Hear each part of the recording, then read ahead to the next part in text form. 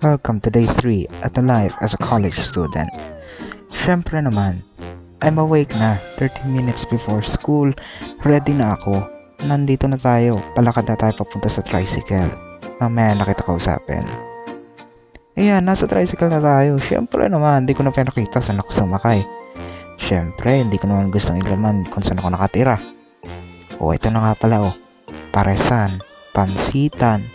Tignan mo, ang gaganda. May malaki pang truck na dumadaan.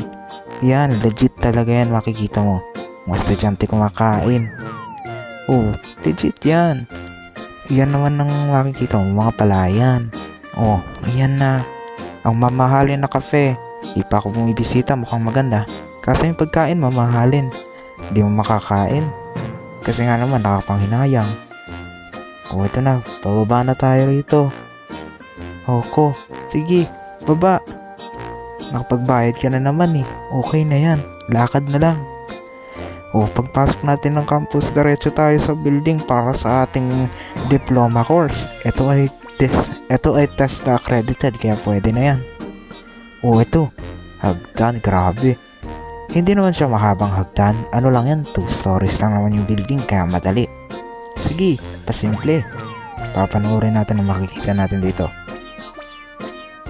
Alamang, makikita mo maglalakad ka na sa hallway, nagka-camera, mukha kang ewan. Tignan mo. Tignan mo to, hindi man lang kumatok, bubuksan ka agad.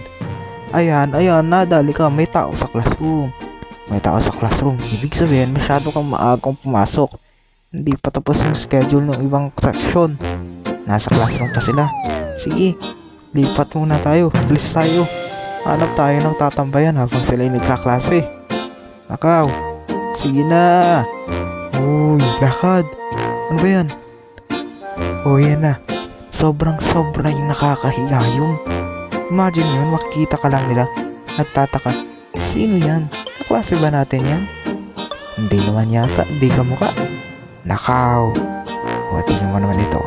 Nag-uusap-usap pa, ang daming daldal. Iyan. Kitang-kita mga kaklase. Maaga din pumasok yan. Sobrang aga. Ayan, nasa duyan na lang. Dahil wala naman tayong magagawa, kumain muna tayo. Syempre naman. Kung hindi pa nagkaklase, kakain muna tayo.